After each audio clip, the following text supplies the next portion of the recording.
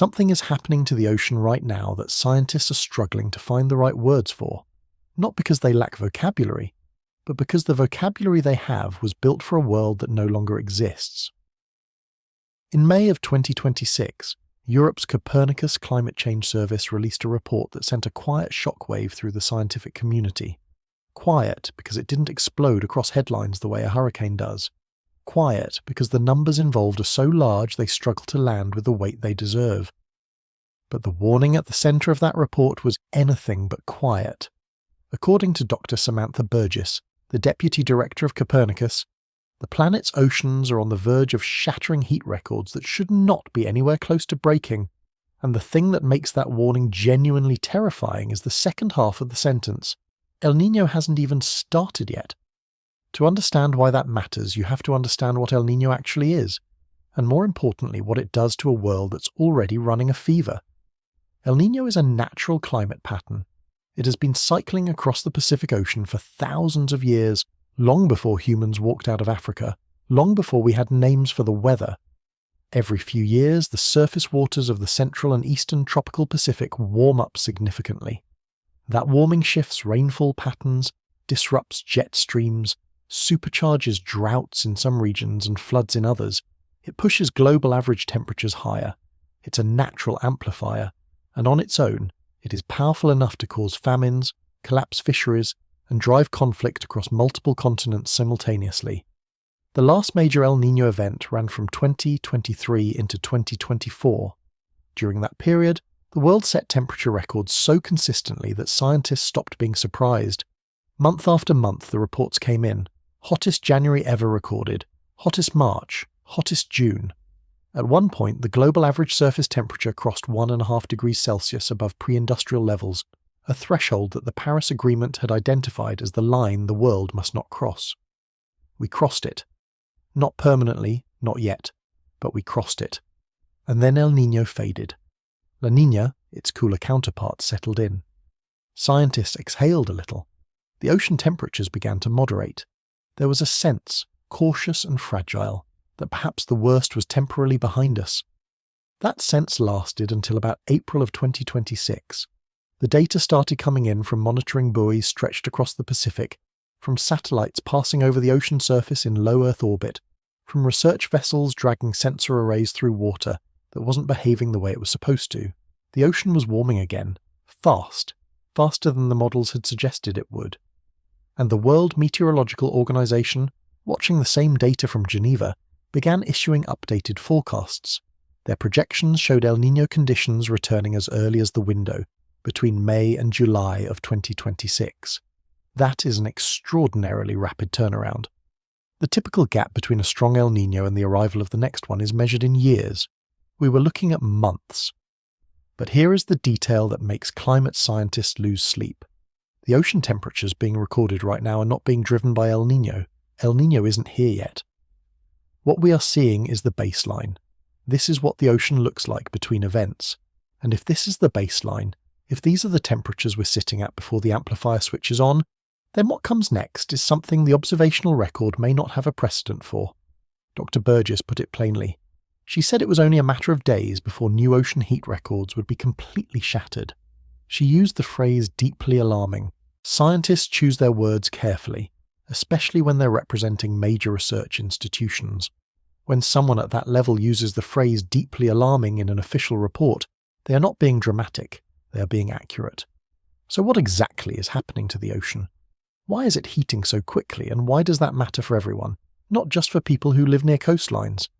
The ocean is not a passive bystander in the climate system. It is the dominant force. If you want to understand the Earth's energy balance, if you want to know how much heat the planet is absorbing versus how much it's releasing back into space, you have to look at the ocean first. The ocean covers roughly 70% of the surface of the Earth. It has enormous thermal mass, meaning it takes a tremendous amount of energy to heat it up. And that capacity has been one of the great buffers of the modern industrial era. As humanity pumped carbon dioxide and other greenhouse gases into the atmosphere at an accelerating rate, the ocean absorbed an extraordinary fraction of the resulting heat. Estimates suggest that the ocean has taken up something in the range of 90% of the excess heat that human industrial activity has generated since the mid-20th century. That sounds reassuring until you think about what it means. The ocean has been sacrificing itself. It has been absorbing punishment that would otherwise have rendered the surface of the Earth nearly uninhabitable decades ago. The warming you see on land, the heat waves and the wildfires and the melting glaciers, that is only a fraction of what's actually happening to the planet's energy system. The real ledger is written in the deep water, and now that ledger is being called in. Ocean heat content, the measure of how much thermal energy the entire water column holds from surface to sea floor, has been climbing at a pace that has no analogue in the instrumental record. The last few years have seen the most rapid accumulation of ocean heat ever documented by systematic measurement. The surface temperatures, which are what most of the headlines focus on, are the visible symptom. The heat stored in the deeper layers is the underlying condition, and once heat gets into the deep ocean, it doesn't leave quickly. It circulates. It moves through currents that operate on timescales of decades and centuries. It will influence the planet's climate system long after the carbon dioxide that caused it has been theoretically removed from the atmosphere. This is the concept that climate scientists refer to when they talk about committed warming. Even if humanity somehow stopped all greenhouse gas emissions tomorrow, even if every factory went quiet and every engine went cold overnight, the ocean would continue to release stored heat into the system for generations. The warming already locked in, already committed, would continue to drive changes in weather patterns, sea levels, and ecosystems for a very long time. But we haven't stopped emissions, we have barely bent the curve. Global carbon dioxide concentrations in the atmosphere set a new record in 2025, and they will set another in 2026. We are still adding fuel to a fire that is already burning hotter than it ever has in recorded human history.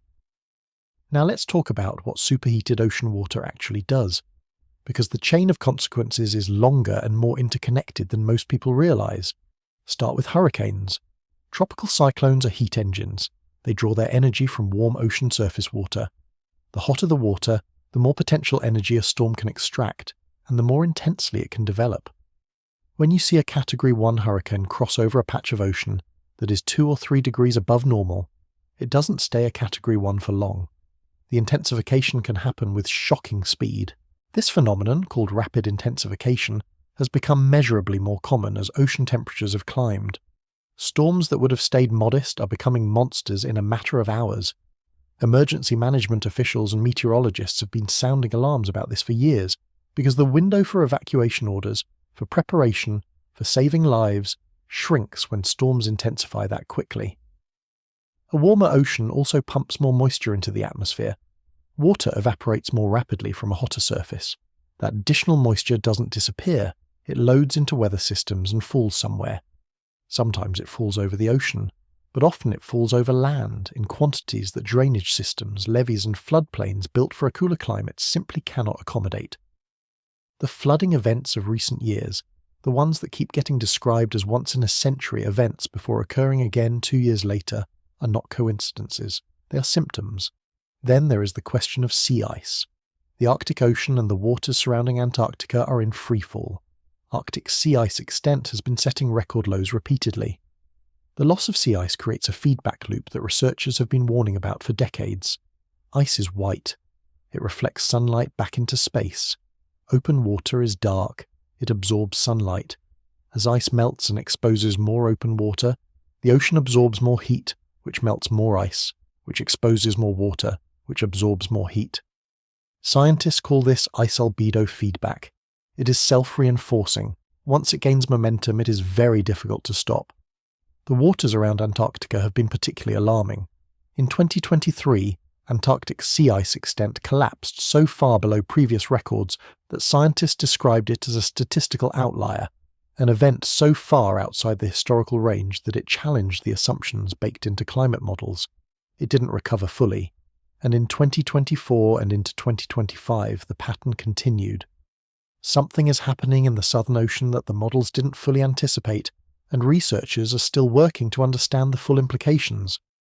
Some of those implications involve the ice sheets themselves. The West Antarctic ice sheet has long been identified as a potential tipping point in the climate system.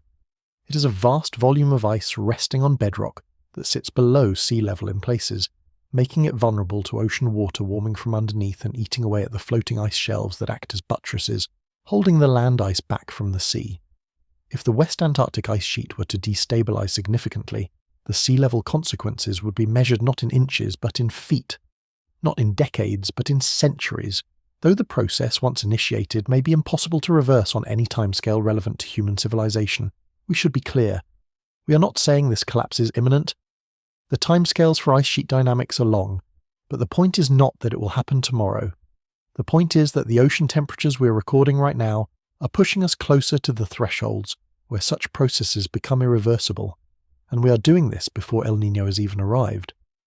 Let's talk about coral. Coral reefs cover less than 1% of the ocean floor, but they support somewhere around a quarter of all marine species. They are sometimes called the rainforests of the sea, though that comparison undersells them. They are nurseries, feeding grounds, and shelter for an enormous fraction of the ocean's biodiversity. They are also extraordinarily sensitive to temperature.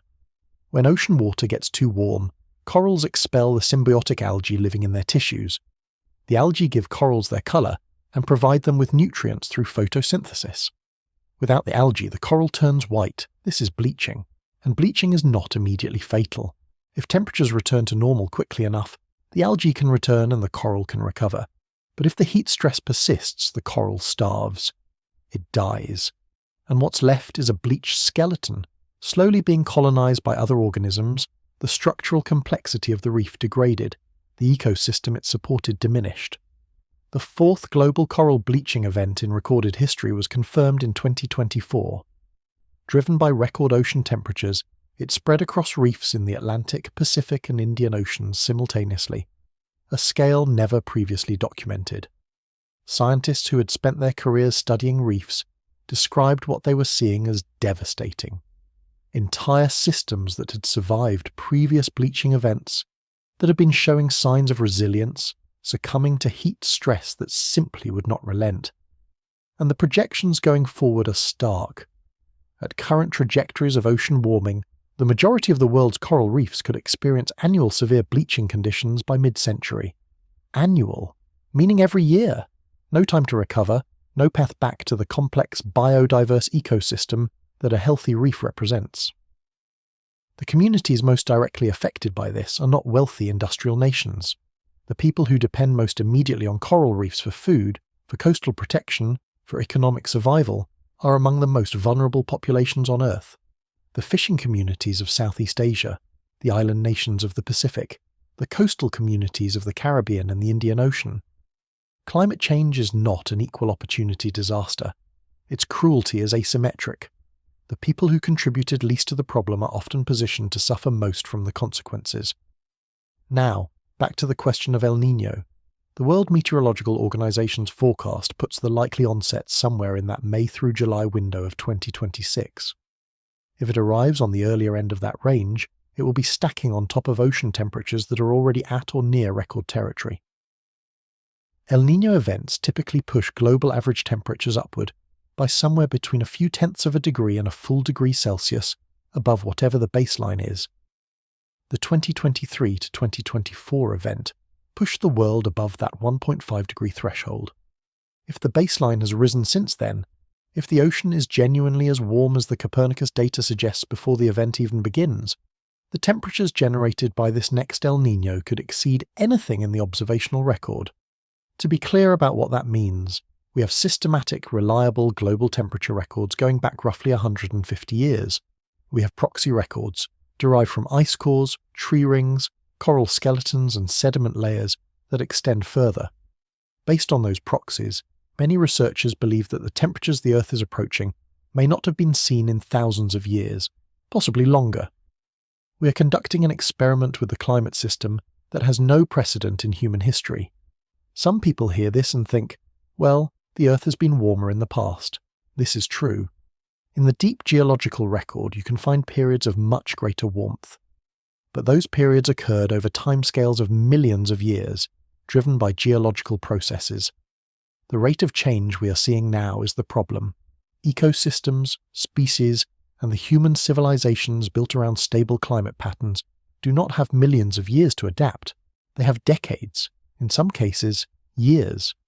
There is also a dimension to this that is easy to overlook, and it connects to something much larger than any single climate metric. The ocean is the life support system of the planet. It regulates temperature, generates oxygen through the photosynthesis of marine phytoplankton, drives weather patterns, and sustains a web of life that feeds billions of people. When we talk about ocean temperatures climbing into uncharted territory, we are not just talking about one data point going up. We're talking about the foundational stability of the system that makes Earth habitable. That system has a baseline. It has a range of conditions within which it operates predictably, within which the organisms that have evolved over hundreds of millions of years can function, within which civilization as we know it has been possible. We are pushing against the outer limits of that range, and we are doing it faster than anything in the geological record outside of mass extinction events. That is not a political statement. It is not advocacy. It is what the data says. The Copernicus report released in May of 2026 is one of many. There are dozens of organizations, hundreds of research groups, thousands of scientists, all looking at different pieces of the same puzzle and arriving at conclusions that are consistent with each other. The ocean is heating at a rate that is alarming to the people whose entire professional lives have been devoted to understanding it. The next major climate event, El Niño, is incoming, and the world it is arriving into is warmer than anything those same scientists expected to see this soon. What does that leave us with? It leaves us with a decision about how to hold this information. One option is paralysis. The numbers are large enough, the timescales long enough, and the system's complex enough that it can feel like there is nothing an individual can do that means anything. That the whole thing is too big, too far along, too locked in to be worth engaging with. This is understandable. It is also a kind of surrender, and it tends to benefit the people who would prefer that nothing change. Another option is to pay attention, to take the data seriously, to recognize that the scientists issuing these warnings are not doing so for personal gain or political advantage. They are doing it because that is what the measurements show, and because they understand what those measurements mean in terms of human consequences, in terms of crops and fisheries and weather systems and coastlines, and the basic conditions required for stable civilization. Dr. Burgess chose the phrase deeply alarming. She works for a European climate monitoring service funded by public institutions. She's accountable for accuracy in a way that rewards caution and penalizes overstatement. When someone in that position looks at the ocean temperature data for May 2026 and reaches for the word terrifying, the most useful response is to take her at her word. The ocean is doing something it has not done before, at least not in the span of human history. It is warming rapidly, in the absence of El Niño, pushing toward records that should not be reachable yet. El Niño is coming. When it arrives, the amplification it provides will push those temperatures higher, and whatever records get set in that window will represent a new baseline, a new floor from which the next event will begin its climb. This is where we are. This is what the data shows, and the time to understand it is before the records break, not after. There's another layer to this story that the headline numbers don't capture, and it has to do with something called marine heat waves, not the gradual background warming trend, not the slow accumulation of heat content in the deep ocean, something more immediate, more violent in its biology. A marine heat wave is defined as a period of anomalously high sea surface temperatures that persist for at least 5 days. That sounds modest. But the events being recorded in recent years have lasted months, have covered millions of square kilometers, and have reached temperature anomalies that put them well outside anything in the historical record. The Pacific experienced an event so large and persistent that researchers nicknamed it the Blob. It sat off the coast of the American Pacific Northwest and lingered, disrupting fisheries, causing toxic algal blooms that shut down crab fisheries for seasons at a time, killing sea lions, starving seabirds, devastating salmon populations that coastal indigenous communities are depended on for thousands of years. That event was not a one-off. Marine heat waves have been increasing in frequency, duration, and intensity across the global ocean. A study published in the journal Science tracked this trend and found that the probability of a given patch of ocean experiencing a marine heat wave has roughly doubled since the pre-industrial period. And the projections suggest that if we reach 2 degrees of global warming above pre-industrial levels, extreme marine heat waves that would previously have occurred once in a century could become annual events across large portions of the ocean. Annual. Every year. No interval for recovery. The marine food web is built on an intricate timing. Phytoplankton bloom in response to the availability of light and nutrients. Zooplankton reproduce in response to the bloom. Forage fish reproduce in response to the zooplankton. Salmon, tuna, whales, seabirds, and the coastal fishing industries that feed hundreds of millions of people are all downstream of that chain. When the timing gets disrupted, when the water is too warm for phytoplankton to bloom at the right time in the right place, the whole cascade comes apart. The fish arrive when the food isn't there. The birds breed when the fish aren't there. You end up with a system where everything is present, but nothing is synchronized, and starvation propagates through trophic level after trophic level. This is not hypothetical. The Pacific sardine fishery off the California coast collapsed in the 1940s and took decades to partially recover. Researchers have documented similar collapses tied to warm water anomalies in the Humboldt Current off South America, in the Bering Sea, in the North Sea. When you look at the breadth of marine ecosystem disruption already occurring, and then look at the ocean temperatures, the Copernicus data is showing for 2026, the picture that emerges is not one of a stable system experiencing manageable stress. It is one of a system being asked to absorb shocks beyond its adaptive capacity. Let me put a number on this in a way that might land differently than temperature anomalies do.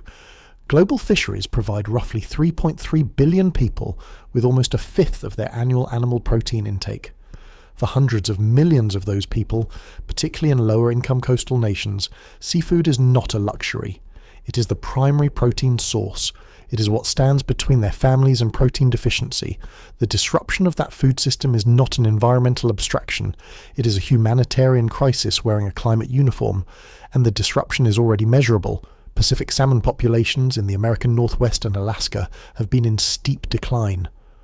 Atlantic cod, once so abundant off the coast of Newfoundland that you could supposedly scoop them up in baskets, were fished to near collapse in the 1990s, and the population has struggled to recover in part because the ocean conditions that allowed cod to thrive have been shifting. The global wild fish catch has been more or less flat for decades despite increasing fishing effort, which is a quiet but significant signal. We are pushing harder and getting less, and the ocean is doing it in a context of rising temperatures that are making the whole system less productive in ways that compound. Now here's something that rarely makes the cut when people write about ocean warming, because it sits at the intersection of physics and geochemistry and tends to get labelled too technical. But it matters. It matters enormously, and it connects to the ocean heat crisis in a way that should be part of every conversation about what's happening to the sea. The ocean absorbs carbon dioxide from the atmosphere. This is the other side of the ocean's role as a buffer. It doesn't just absorb heat, it absorbs the gas that is driving the heat accumulation in the first place. The ocean has taken up somewhere between a quarter and a third of all the carbon dioxide humanity has emitted since the Industrial Revolution. That gas dissolves into seawater and undergoes a series of chemical reactions that produce carbonic acid. And carbonic acid lowers the pH of the water. The ocean becomes more acidic. Ocean acidification is happening in parallel with ocean warming. It is, in some respects, a separate problem, but it interacts with the warming in ways that compound the biological stress on marine ecosystems. Here is why acidity matters to marine life. Many of the foundational species of the ocean build their shells and skeletons out of calcium carbonate. Oysters, clams, mussels, sea urchins, pteropods, which are tiny, free-swimming sea snails that exist in astronomical numbers in cold polar waters, and which are a critical food source for everything from salmon to whales. As the water becomes more acidic, calcium carbonate dissolves more readily. Shell building becomes metabolically more costly. In some cases, shells are literally dissolving. Pteropods have been observed in the Southern Ocean, with shells that look like they've been sandpapered, the outer layers corroding in water that has grown too acidic to maintain them. Coral again is on the front line. The calcium carbonate structures that reefs are built from become harder to grow and easier to erode in more acidic conditions. Bleaching from heat and dissolution from acidification are attacking reef systems simultaneously. They are not additive stresses, they interact. A coral weakened by heat stress is less able to cope with the energy costs of building its skeleton in acidified water. A coral struggling with acidification is less resilient when heat stress arrives. The pH of the surface ocean has dropped by about 0.1 units since the pre-industrial era. That sounds tiny, but pH is a logarithmic scale. A A drop of 0.1 units represents roughly a 26% increase in hydrogen ion concentration. The ocean is acidifying faster than at any point in the last 300 million years, based on the paleontological record. Faster than during previous mass extinction events, which is a comparison worth sitting with. And acidification, unlike some other aspects of the climate system, does not have obvious feedback loops that might dampen it. If you stop emitting carbon dioxide, the ocean will eventually re-equilibrate, but that process takes tens of thousands of years. The carbon that's dissolved in the ocean is there for a very long time, so we have a situation where the ocean is simultaneously getting warmer, becoming more acidic, losing ice at the poles, experiencing more frequent and intense marine heat waves, and being disrupted in its fundamental biological productivity. These are not independent problems. They interact and amplify each other, and they are all moving in the wrong direction at the same time. When you zoom out and look at this as a system, what you see is not a set of manageable individual challenges. What you see is a coherent picture of stress on the planetary life support system that is accelerating in a direction that scientists who have spent their entire careers studying the ocean describe, in peer-reviewed literature, in press conferences and in private conversations with each other, as unprecedented. That word is worth examining. Unprecedented. Scientists are trained to be cautious with it, because in the natural world almost everything has a precedent somewhere in deep time. When oceanographers and climate researchers use that word to describe what is happening to the ocean right now, they mean it in a specific and important sense. They mean unprecedented in the context of the Holocene, the geological epoch spanning the last 10,000 to 12,000 years, which is the entire period of human civilization. The climate stability of the Holocene is what allowed agriculture to develop. It is what allowed cities to be built in places where they could depend on relatively stable rainfall and temperature. It is what made the world legible enough for humans to build complex societies in it. We are pushing out of that stability. We are leaving the climatic envelope that human civilization was built inside. And the ocean, which regulates that envelope more than any other single system, is telling us that in the clearest possible terms, in every metric we have the instruments to measure. Let's talk about the Atlantic. Because what's happening in the Atlantic deserves its own conversation, and it connects to the broader ocean warming story in a way that carries risks that are qualitatively different from anything we've discussed so far. The Atlantic Meridional Overturning Circulation. You may have heard it called by its acronym, or you may have encountered it through the admittedly imperfect analogy of a giant conveyor belt. The mechanics are genuinely complex, but the basic logic is accessible. In the North Atlantic, dense cold salt water sinks to the deep ocean and flows southward. Warmer surface water from the tropics flows northward to replace it. This circulation pattern moves an enormous amount of heat northward, and it is substantially responsible for the relatively mild climate of Western Europe.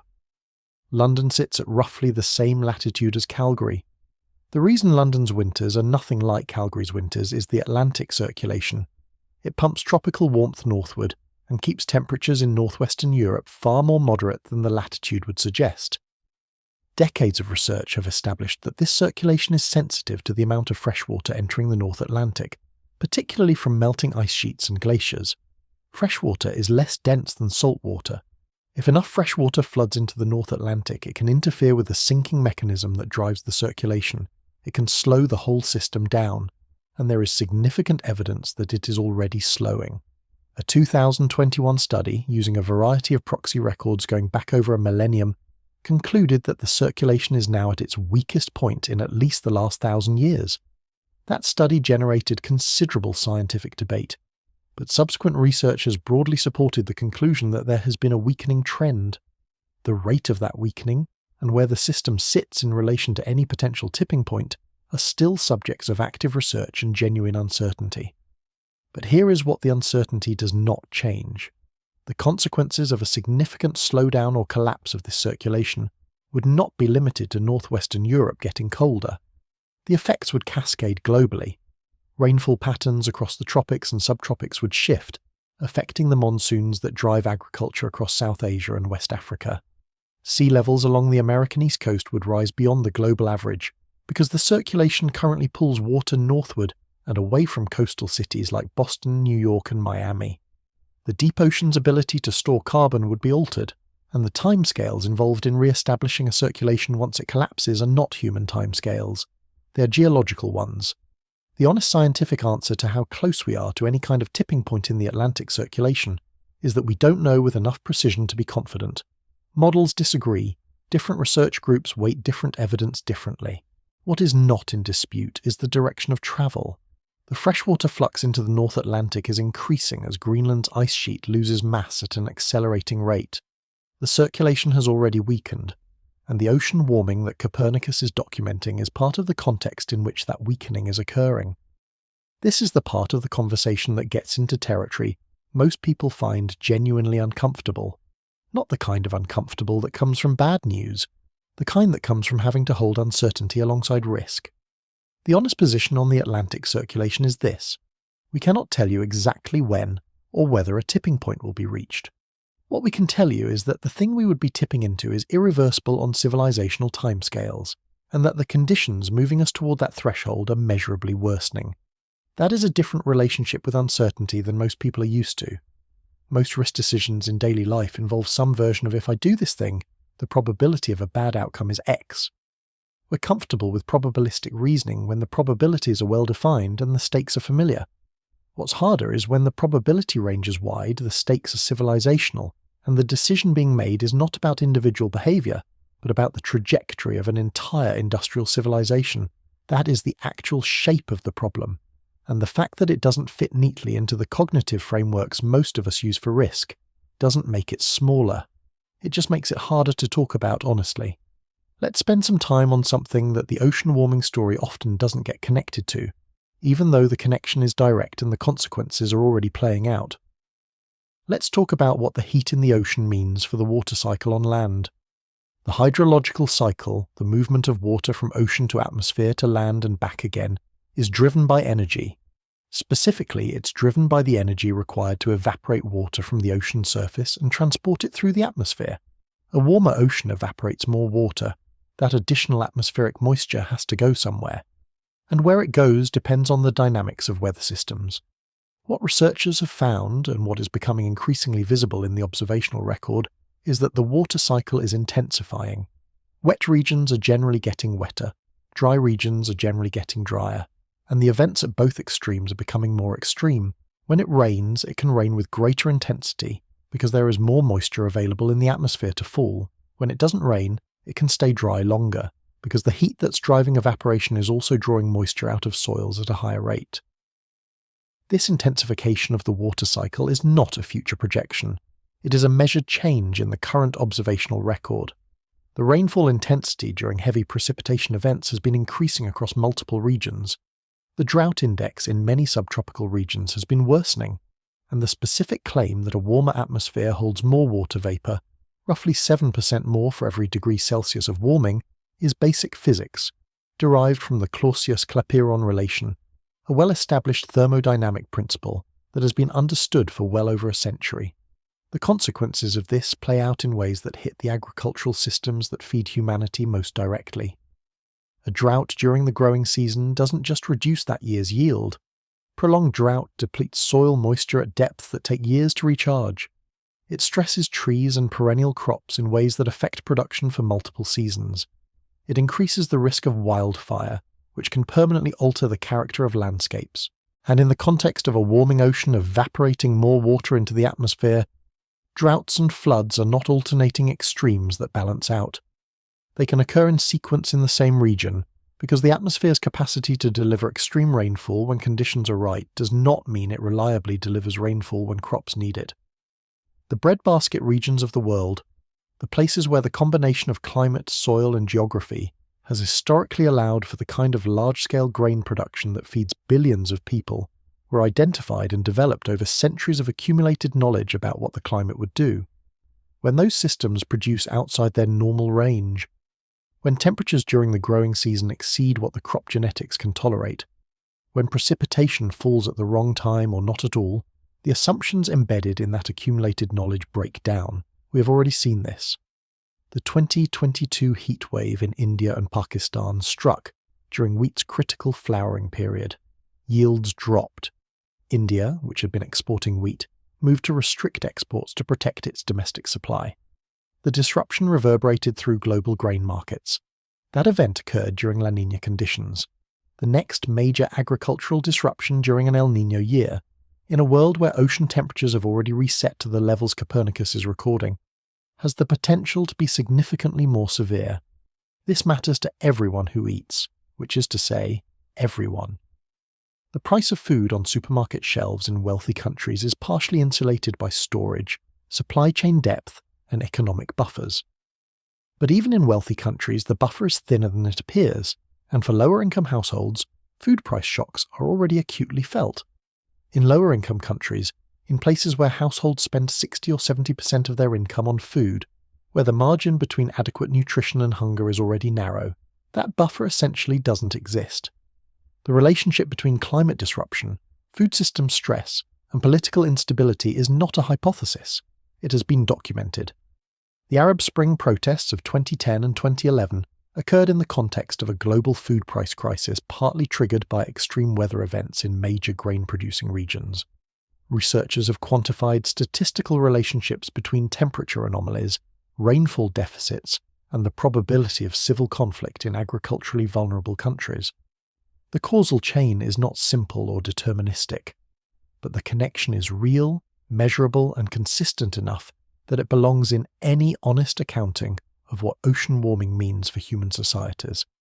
The ocean doesn't just warm fish and coral, it warms the atmosphere, it drives weather, it fills or empties the clouds that farmers look at every morning and evening during the growing season. The heat that Copernicus is documenting in the surface water of the global ocean in May of 2026 will become drought in one place, flood in another, crop failure in a third, and conflict in a fourth. That is not prophecy. That is the chain of causation that climate science has documented, in paper after paper, with increasing precision and decreasing uncertainty over the last 3 decades. There's a question that comes up whenever conversations about ocean warming get this detailed, and it's a fair one. It's essentially this. We've known about this for decades. Why haven't we done more? And the answer to that question is not simple, and it's not flattering, but it is important because understanding how we got here is part of understanding what it would actually take to change course. The first thing to say is that we have done something. The deployment of renewable energy has accelerated dramatically in the last 10 years. The cost of solar power has dropped by something like 90% since 2010. Wind energy has followed a similar trajectory. Electric vehicle adoption is growing faster than most analysts projected. The proportion of global electricity generation coming from renewable sources is rising. These are real achievements, and they represent real changes in the energy economy. But the scale at which these transitions are happening is still substantially below the scale at which they would need to happen to meaningfully bend the trajectory of atmospheric carbon dioxide concentrations in the near term. Carbon dioxide concentrations in the atmosphere continue to rise year after year, setting new records. The ocean continues to absorb more heat year after year, setting new records. The progress is real. The gap between the progress and what the physical system requires is also real. Part of why that gap persists has to do with the structure of the energy economy itself. Fossil fuels are deeply embedded in industrial systems, transportation infrastructure, and agricultural supply chains that were built over more than a century. Replacing them is not a matter of swapping one technology for another in an otherwise unchanged system. It requires reconfiguring supply chains, retraining workforces, rebuilding infrastructure, and navigating the political economy of industries that have accumulated enormous influence, precisely because they have been central to modern prosperity. Another part of why the gap persists has to do with the cognitive properties of the problem itself. Climate change operates across timescales that human psychology is not particularly well adapted to reason about. The consequences of decisions made today will play out over decades and centuries. The people who made the decisions that set us on this trajectory in the mid-20th century are not the people who will live with the worst consequences. The people who will live with the worst consequences, the children alive today, the generations not yet born, have no meaningful representation in the political processes that are determining how fast the energy transition happens. This is a problem of temporal displacement, and it interacts in uncomfortable ways with the structure of democratic governance, which tends to reward politicians for outcomes that materialize within election cycles, and which tends to disadvantage politicians who impose near-term costs in exchange for long-term benefits that their constituents may not be alive to see. There is also the problem of what sociologists and psychologists call the diffusion of responsibility. When a harm is caused by the aggregate behaviour of billions of individual actors, all of whom contributed a small fraction of the total, none of whom can point to a specific moment when their specific action caused a specific death or flood or extinction, the normal mechanisms of accountability don't engage in the same way they do when the harm has an identifiable perpetrator. The legal systems, the moral frameworks, the social norms around accountability were built for a world where harms have causes that can be identified and attributed. Climate change is a harm with billions of diffuse causes distributed across time. It challenges those frameworks in ways they weren't designed to handle. None of this is an excuse, it is a diagnosis. And a diagnosis matters because if you misidentify what is preventing progress, you will design solutions that miss the mark. The challenge is not primarily a technical one at this point. We have the technologies required to dramatically reduce greenhouse gas emissions. The solar panels, the wind turbines, the battery storage, the heat pumps, the efficiency improvements in buildings and transportation, these are not future technologies waiting to be developed. They exist. They are being deployed. They need to be deployed faster, at larger scale, with more consistent policy support in more parts of the world. The challenge is political, economic, and ultimately social. It is a question of whether human institutions, which evolved to solve problems of a very different character, can reorganize themselves quickly enough to respond to a problem of this particular shape. The history of civilization provides some reasons for cautious optimism and some reasons for sobering realism about that question. Societies have, at various points, reorganized themselves with extraordinary speed in response to perceived existential threats. The industrial mobilization of the Allied powers during the Second World War is the canonical example. Within a period of a few years, the entire productive capacity of multiple major economies was redirected toward a common purpose. Automobile factories were building aircraft. Consumer goods production was subordinated to military necessity. Rationing was imposed. The transformation was rapid, painful, and ultimately effective. But that mobilization happened in response to a threat that was immediate, visible, and culturally legible, in a way that climate change, for a variety of reasons, still is not for large segments of the global population. The ocean temperatures that Copernicus is recording in May of 2026 are not legible, the way a bomb falling on a city is legible. The connection between a temperature anomaly in the tropical Pacific and a drought in East Africa, between a temperature anomaly in the North Atlantic and a flooding event in Bangladesh, between any single heat record and the accelerating loss of coral reefs globally, requires precisely the kind of abstract cross-scale reasoning that human cognition struggles with and that political communication systematically fails to convey.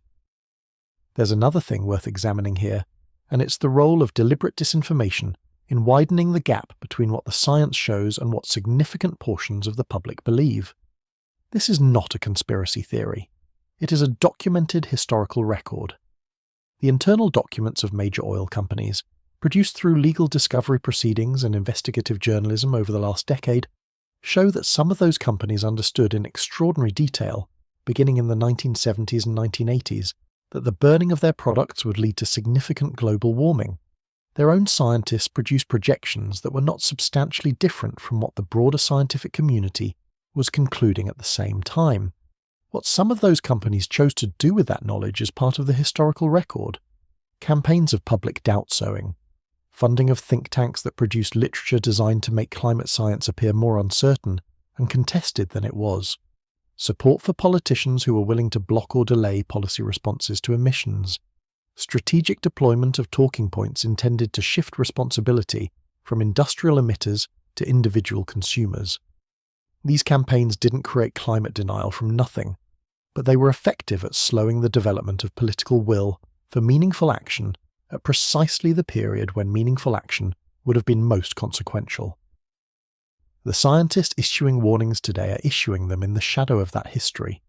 They are issuing them to a public that has been, in important respects, systematically confused about the state of scientific knowledge on these questions, and they are doing so knowing that the confusion once seeded is very difficult to reverse, because the psychological literature on motivated reasoning consistently shows that people are much better at evaluating evidence that confirms their existing beliefs than evidence that challenges them.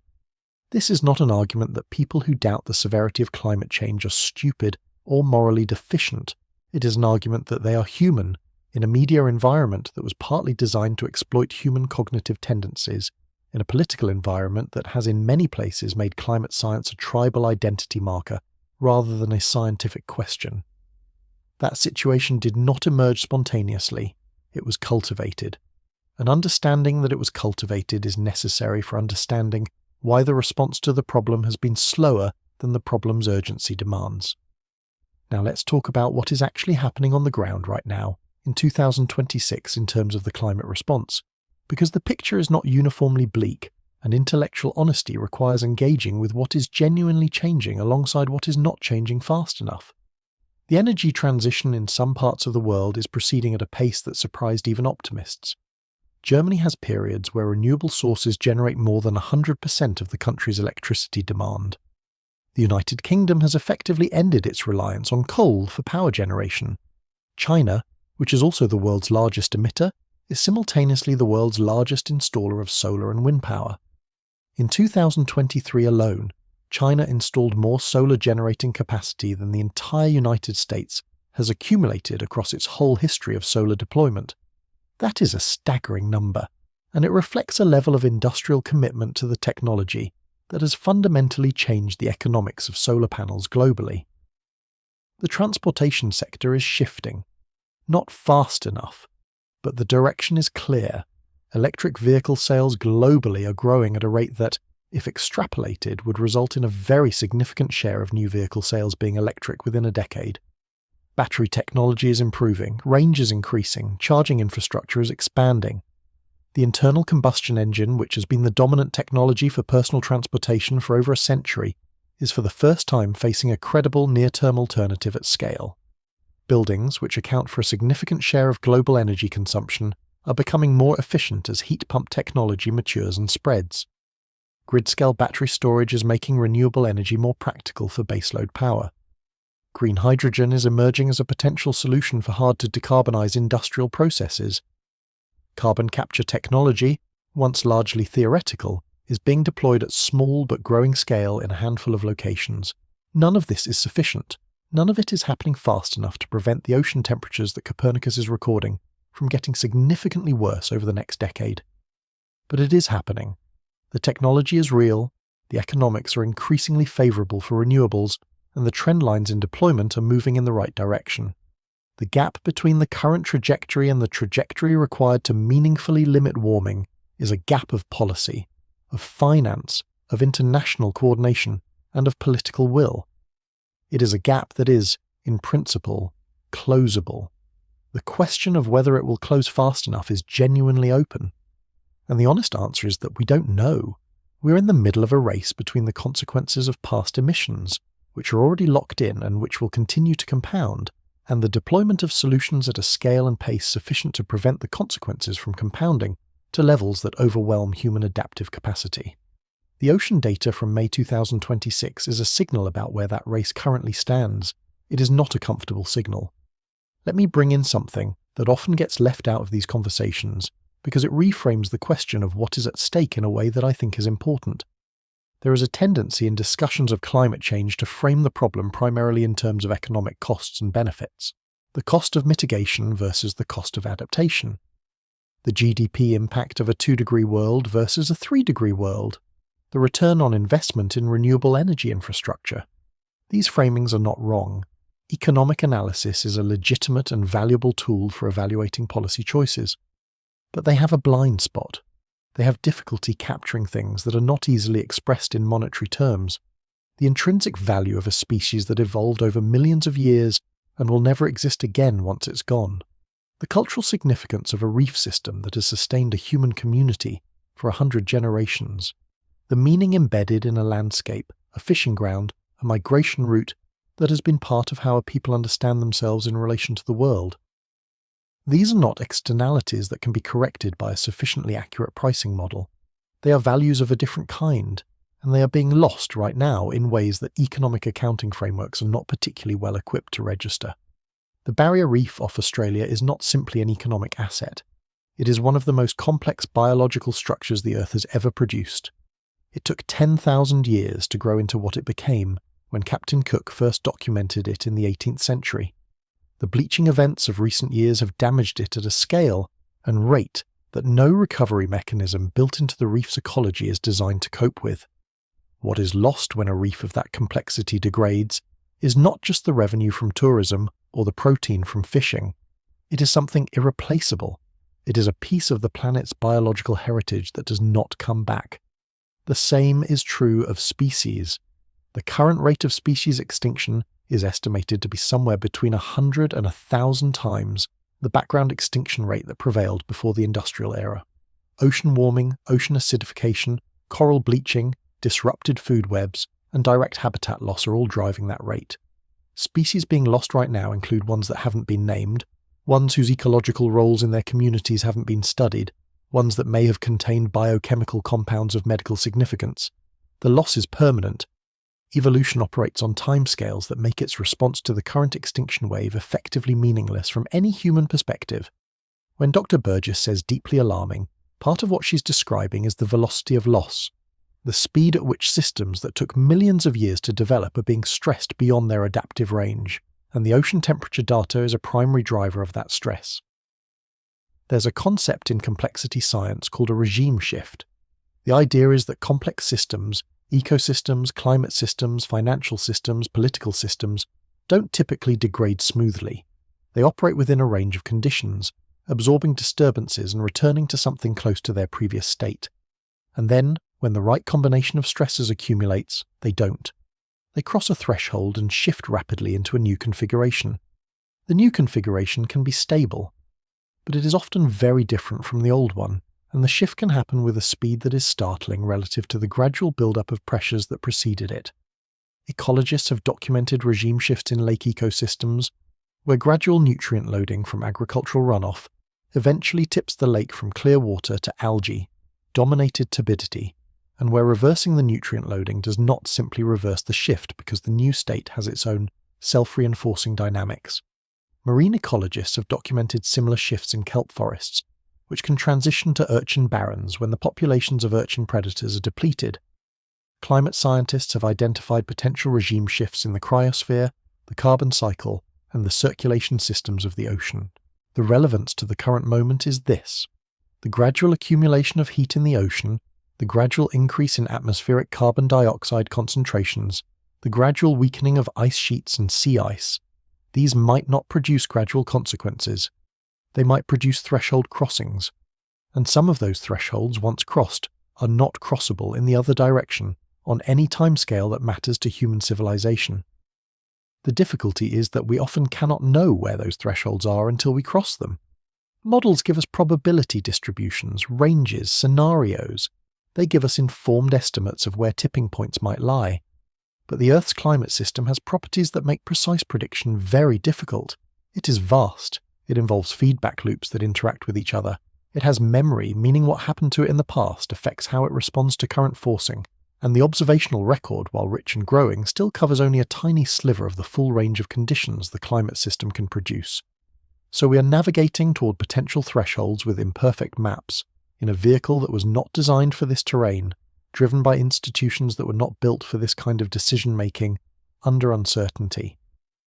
And the ocean temperature data coming in from Copernicus in May of 2026 is one of the clearest signals we have that the vehicle has moved further into unfamiliar territory than the standard maps would have suggested it should be at this point. Let's talk about something that connects this to a more immediate and specific set of human experiences, because I think the 30,000-foot view, necessary as it is, can make the whole thing feel abstract in a way that actually works against engagement rather than promoting it. Coastal communities around the world are already living with a version of the future that the ocean temperature data is describing. They are not living in scenarios or projections. They are dealing with flooding during storms that didn't used to flood. They are watching their groundwater turn salty as rising sea levels push salt water into coastal aquifers. They are rebuilding, or deciding not to rebuild, after storm damage that previous generations wouldn't have experienced at that location. The islands of the Pacific represent an extreme version of this, and the story of what is happening to them is one that the ocean warming narrative needs to centre. The Marshall Islands, Kiribati, Tuvalu, the Maldives. These are not marginal or distant abstractions. They are places where people have lived, where cultures have developed over thousands of years, where languages and traditions and ways of understanding the world have evolved in intimate relationship with the sea. The same sea that is now rising around them, not as a future prospect but as a present reality. The Marshall Islands sit at an average elevation of roughly 2 meters above sea level. That is not a lot of margin. Storm surge during typhoon events already overtops seawalls and inundates freshwater lenses, the underground reserves of rainwater that islanders depend on for drinking. Saltwater intrusion is affecting agriculture. King tides, the highest tides of the year, now routinely flood areas that didn't flood a generation ago. The president of the Marshall Islands has described the situation of her country as an existential crisis. Not metaphorically, literally. The question of whether the Marshall Islands will remain a viable place for human habitation through the rest of this century is a genuine open question, and the answer depends substantially on how much the ocean warms over the coming decades. Higher temperatures mean more ice loss from Greenland and Antarctica, which means more sea level rise, which means more frequent and more severe inundation events. The connection between the temperature anomalies in the Copernicus report and the fate of an entire nation is not indirect. It is direct and measurable. The question of what happens to the people of these islands if they cannot stay is one that international law and international institutions are only beginning to grapple with. Climate refugees, people displaced by rising seas, are not currently recognized under the 1951 Refugee Convention. That convention was designed for people fleeing persecution. It was not designed for people fleeing a slowly inundating homeland. The legal frameworks that govern migration and displacement were built for a world where the geography was fixed. When the geography itself is changing, those frameworks have gaps that are not easily papered over. This is one of the areas where the inadequacy of existing institutions to handle the challenge of climate change becomes most visible. The people of the Marshall Islands did not cause the warming that's threatening their home. Their contribution to global greenhouse gas emissions is a rounding error in the total. The countries whose emissions have driven the overwhelming majority of the atmospheric carbon dioxide accumulation bear the moral responsibility for the situation those islanders are in. But there is currently no mechanism in international law that translates that moral responsibility into a binding legal obligation to provide compensation, resettlement assistance, or meaningful protection. Climate justice is not a phrase that belongs only in activist spaces. It describes a real feature of the problem. The distribution of climate risk is not random. It correlates with historical emissions in exactly the wrong way. The countries that have done the least to cause the problem are, in many cases, the countries that are most severely exposed to its consequences, whether through geography, through economic vulnerability, or through the adaptive capacity that wealth provides. This asymmetry is not going to resolve itself. It will become more visible, more politically charged, and more destabilizing as the physical consequences intensify. The gap between what wealthy industrial nations have done to cause the problem and what they have done to address the consequences for the most vulnerable is one of the defining fault lines of international politics in the coming decades. Now, let's talk about water in a different sense. Not the ocean, not sea level rise, but drinking water, irrigation water, the fresh water that human civilizations depend on for survival. A substantial fraction of the world's fresh water supply is stored not in lakes and rivers, but in glaciers. The Hindu Kush Himalaya range, sometimes called the Third Pole, contains the largest reserve of ice outside the polar regions. The glaciers of this system feed rivers that are the primary water source for roughly 1 billion people across South Asia, Central Asia, and Southeast Asia. The Indus, the Ganges, the Brahmaputra, the Yangtze, the Mekong. These rivers are glacier-fed, meaning that even during dry seasons when rainfall is minimal, meltwater from glaciers maintains river flows that sustain cities, irrigation systems, and ecosystems across an enormous region. Those glaciers are melting. The rate of glacial retreat across the Hindu Kush Himalaya has been accelerating, driven by regional warming that has been occurring faster than the global average, a pattern seen across many high-altitude and high-latitude systems. The near-term effect is actually an increase in river flow, because you are melting more ice than is being replenished by snowfall. But this increase is temporary. It is spending down a capital reserve, and when glaciers shrink to the point where melt volume can no longer sustain current river flows during dry seasons, the communities that depend on those rivers will face a transition that many of them have no infrastructure or contingency plans to handle. This is sometimes described as a time bomb, and the metaphor is apt in one specific way. The consequences are not happening all at once. They are developing over years and decades. But they are developing in a direction that has an endpoint, and that endpoint, when it arrives, will be abrupt from the perspective of the communities experiencing it, even if the underlying process was visible decades in advance. The same pattern is playing out on smaller scales in mountain regions around the world. The glaciers of the Andes feed rivers that sustain cities like Lima, Peru's capital. The glaciers of the Alps contribute to European river systems. The glaciers of the American Rockies and Cascades buffer summer stream flows that irrigation-dependent agriculture in the American West depends on. In region after region, the same story is playing out. The ice that has been providing a buffer against seasonal water scarcity is being drawn down, and the ocean temperatures that are driving global warming are the same temperatures that are driving the regional warming that is melting those glaciers. Everything in the climate system is connected. The heat in the Pacific that Copernicus is measuring in May of 2026 is not confined to the Pacific. It influences atmospheric circulation globally.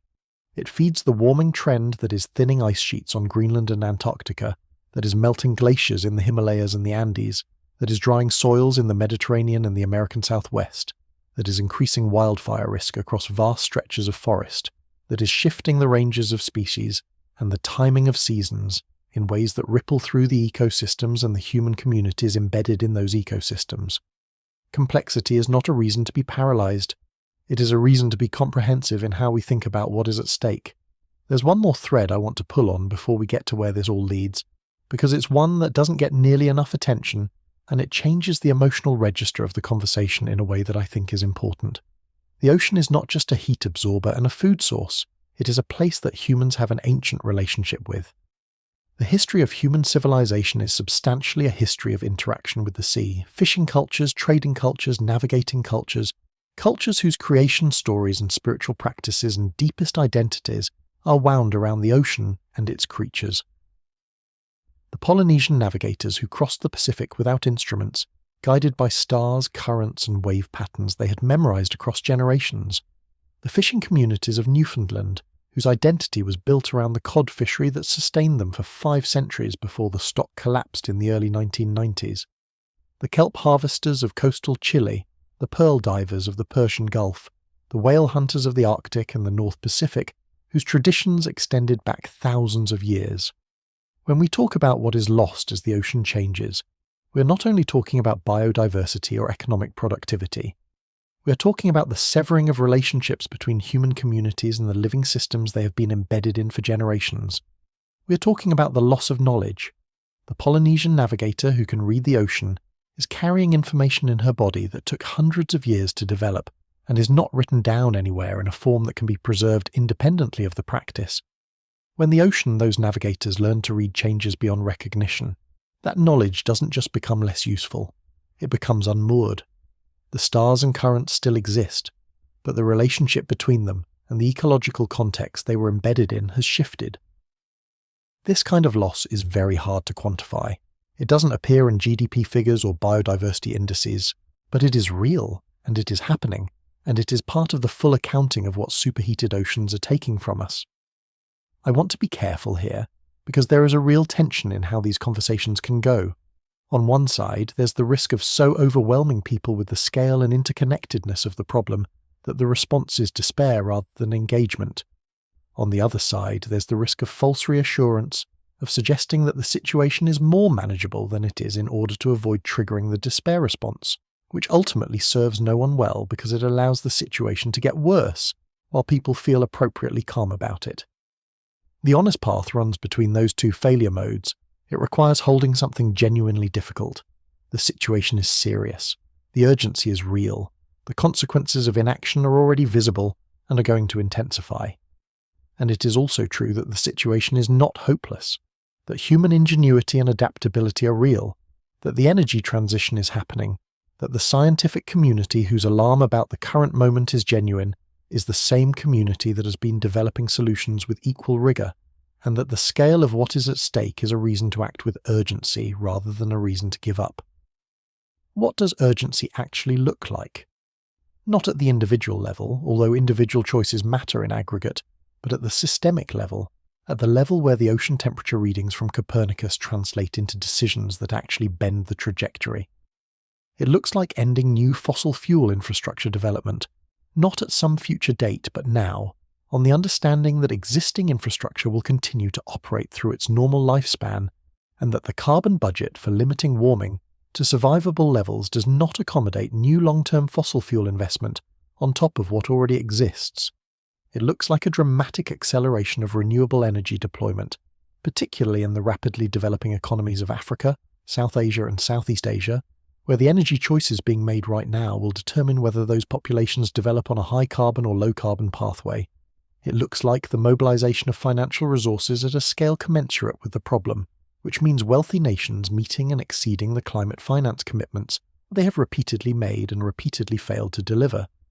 It looks like taking seriously the question of loss and damage, which is the emerging international framework for acknowledging that some communities are already experiencing harms from climate change that adaptation cannot prevent, and that justice requires some form of reparation. None of this is easy. All of it requires navigating the political economy of entrenched interests, the inertia of existing systems, and the genuine difficulty of coordinating action across nearly 200 sovereign nations with vastly different interests, capacities, and vulnerabilities. The scale of the coordination problem is not something to wave away as solvable through good intentions and clever policy design. It is genuinely hard. The history of international climate negotiations over the last 30 years is a history of progress that is real but insufficient, of commitments that are meaningful but not binding, of targets that are ambitious relative to current action, but inadequate relative to the physical system's requirements. And yet, the Paris Agreement was reached. The Kigali Amendment, which targeted the phase-down of hydrofluorocarbons, potent greenhouse gases used in refrigeration and air conditioning, was reached and is being implemented. The Montreal Protocol, which addressed the ozone hole, and which is perhaps the most successful example of international environmental cooperation in history, shows that when the scientific evidence is clear and the political will can be assembled, international action is possible. The ozone layer is recovering. It is a direct consequence of binding international action to phase out ozone-depleting substances, taken beginning in the 1980s, following a period of exactly the kind of intense scientific documentation, public communication, and political pressure that climate scientists and advocates are trying to generate now. The Montreal Protocol didn't succeed because it was easy. It succeeded because the alternative, an ozone layer depleted to the point where ultraviolet radiation made outdoor activity in the middle of the day genuinely dangerous, was vivid enough, and the path from cause to effect was legible enough, and the solution was technically achievable enough that the political system could be made to act. The climate problem is harder, on every one of those dimensions. The timescales are longer, the feedbacks are more complex, the economic interests arrayed against action are larger. The solution requires changes to energy, agriculture, transportation, industry, and land use simultaneously. But the Montreal Protocol is evidence that the category of problems labelled too big and too politically difficult for international action to address is not as impermeable as it sometimes seems. What the ocean temperature data from Copernicus is doing in 2026 is providing the kind of clear, alarming, undeniable signal that has historically preceded major shifts in political attention and action. Not always, not inevitably, but often enough to suggest that the attention it generates matters.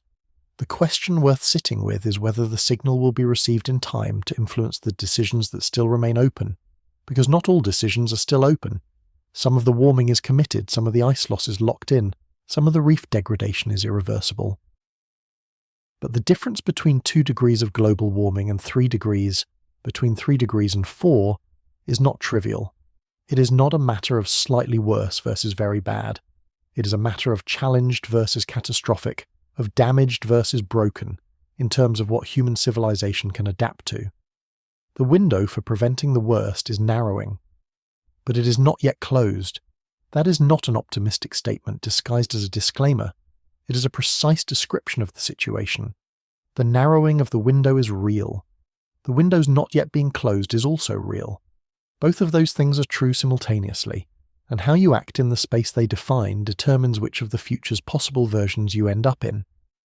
There is something else that the ocean temperature data points toward, something about the relationship between scientific knowledge and collective action that I think is worth spending a moment on. One of the things that distinguishes the current moment from earlier decades of climate awareness is the quality and coverage of the observational record. The satellites that Copernicus operates, the buoy networks in the Pacific, the Argo floats that drift through the deep ocean measuring temperature and salinity at depths of nearly 2 kilometers, the research vessels that drag instrument arrays through waters in every ocean basin, the ice cores that give us climate history going back hundreds of thousands of years, the sediment records that extend that history further still. We have never known more about the state of the climate system than we know right now. And that knowledge is being produced by an international scientific community that is collaborative in a way that is genuinely remarkable given the current geopolitical climate. Climate data is shared across national borders. Research papers are co-authored across institutions in dozens of countries. The Copernicus service that produced the report Dr. Burgess was speaking about draws on satellite data, model outputs, and observational networks from across the European Union and beyond. The Argo Float program is a collaboration involving dozens of countries contributing floats to a shared dataset that is freely available to researchers everywhere. The science of climate change is among the most thoroughly internationalized bodies of knowledge humanity has ever produced. This matters because one of the things that makes the climate problem tractable, at least in principle, is that there is genuinely global agreement about the physics. The disagreements in climate science are at the margins, about the precise magnitude of specific feedbacks, about the exact location of particular tipping points, about the timeline for specific regional impacts, the core physics, the mechanism by which greenhouse gases trap heat, the relationship between emissions and warming, the direction of every major trend. These are not contested within the scientific community. They are robust, repeatedly tested, and consistent across research groups working with different methods and different datasets in different countries. The manufactured uncertainty about climate science, the impression that scientists fundamentally disagree about whether it's happening and whether humans are causing it, is a product of the deliberate doubt campaigns mentioned earlier. The genuine scientific debate is about how fast and how severe, not about whether. And the data that Copernicus is producing in 2026 is pushing the how fast and how severe conversation in a direction that is more alarming, not less, than the consensus projections from even a few years ago. There's a phenomenon that climate researchers refer to informally as faster than expected. It appears in paper after paper, in press release after press release. Sea ice is declining faster than expected. Greenland is losing mass faster than expected. Extreme weather events are becoming more frequent faster than expected. Ocean warming is proceeding faster than expected. There is a consistent pattern of the physical system outrunning the models, of the actual observed changes exceeding the pace that the best available science had projected. There are a few reasons for this. One is that models, for reasons of computational tractability, make simplifying assumptions about how different parts of the climate system interact. Real-world feedbacks can be more aggressive than the simplified versions in the models. Another is that some of the positive feedbacks in the system, feedbacks that amplify warming rather than damping it, are only now being quantified well enough to incorporate into projections. Permafrost thaw, which releases methane and carbon dioxide as frozen organic material decomposes, is one example. The scale of permafrost carbon release has been consistently underestimated. The loss of reflective snow and ice cover, the ice albedo feedback, is another. As these processes have been better measured, they have generally been found to be contributing more to warming than earlier models accounted for. The pattern of faster than expected is not a reason to dismiss models. Models are our best tool for understanding a system too large and complex for direct experimentation. But it is a reason to treat the upper end of projected ranges, the more severe scenarios, with greater seriousness than is sometimes given to them. When a model projects a range, and reality has consistently come in at the higher end of that range, the appropriate Bayesian response is to update toward taking the higher end more seriously. The ocean temperature data from Copernicus in May of 2026 is exactly that kind of data. It is the upper end of the range arriving ahead of schedule before the expected amplification mechanism has even engaged. It is the climate system doing what it has repeatedly done, which is outrunning the projections at the more alarming end. And Dr. Burgess's deeply alarming is the calibrated response of a scientist who has spent her career watching this pattern and who recognizes that the latest data point is not an outlier. It is a continuation. Let me come to something that I think is the most important thing to say about all of this, and it requires stepping back from the data for a moment to think about what any of this actually means for the way we live. We are at a point in the history of the Earth where the choices made by one species over the span of roughly 2 centuries of industrialization are determining the trajectory of the planet's climate system for thousands of years. That is an extraordinary thing. It has no precedent in the history of life on Earth. The geological record contains evidence of other events that dramatically reshaped the climate, massive volcanic eruptions, asteroid impacts, but none of them were caused by a living species making choices. The current warming is the first instance in Earth's history of a biological agent deliberately restructuring the energy balance of the entire planet. Not deliberately in the sense of intending the outcome, but deliberately in the sense of making choices that produced it while having the capacity to know what the choices were producing. This puts us in a genuinely novel position. We are the first generation to fully understand, in scientific terms, what is happening. We are not the first generation to have contributed to it. The industrial emissions of the 19th and early 20th centuries were made in ignorance of their consequences. But we, the people alive now, have no such excuse. The knowledge exists. It has existed in clear and accessible form for decades. The question we are answering, through our collective actions and inactions, is whether being the first generation to fully know what is happening to the ocean, to the atmosphere, to the ice, to the species being lost, translates into being a generation that responded at a scale commensurate with what the knowledge demands. The ocean warming that Copernicus is documenting in 2026 is the current answer to that question. It is an uncomfortable answer. It says that the response so far, while real, while containing genuine achievements, has not been sufficient to prevent the problem from deepening. It says that the compounding that climate scientists warned about is occurring. It says that the window of opportunity to prevent the worst is narrower now than it was 5 years ago, and narrower than it will be 5 years from now if the current trajectory continues. But it is not a closed question. It is an ongoing one, and that matters. Because here is what is also true. The ocean that Copernicus is monitoring in May of 2026 is the same ocean that human beings have drawn meaning from for as long as we have existed. The same ocean whose fisheries have sustained billions. The same ocean whose currents carry the heat that makes the climate of Western Europe livable. The same ocean whose phytoplankton produce roughly half of the oxygen in the atmosphere. The same ocean that has absorbed punishment on behalf of the surface world for the last 2 centuries. It is warning us, clearly, in the only language it has, which is the language of measurement and record and threshold. The instruments are precise enough to read that warning. The scientific institutions are robust enough to interpret it accurately. The communication channels exist to carry it to anyone willing to listen. What comes next depends on what we do with the warning. Not just governments, not just corporations, not just scientists. What we, as in the collective of people who live in the world that the ocean regulates, decide to prioritize, support, demand, and tolerate. The choices that will determine whether the climate system stabilizes at a level human civilization can adapt to or continues to compound towards something that challenges the basic conditions of organized society are not resolved.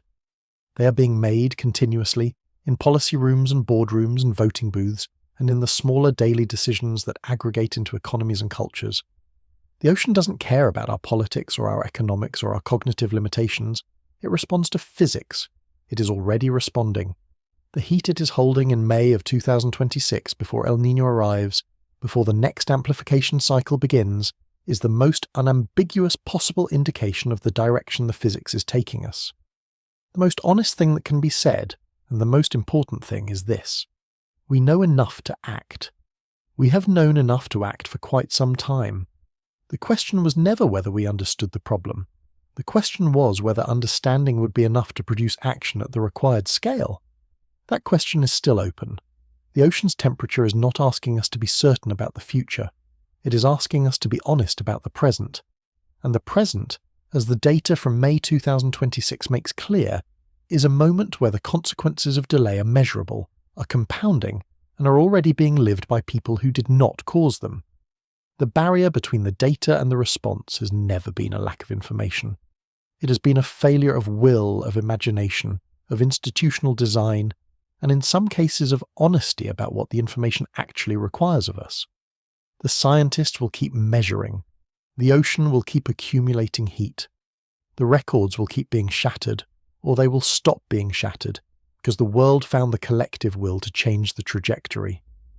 History will record which of those things happened, and when, and what that meant for the generations who came after. That record is still being written, and the ocean is watching.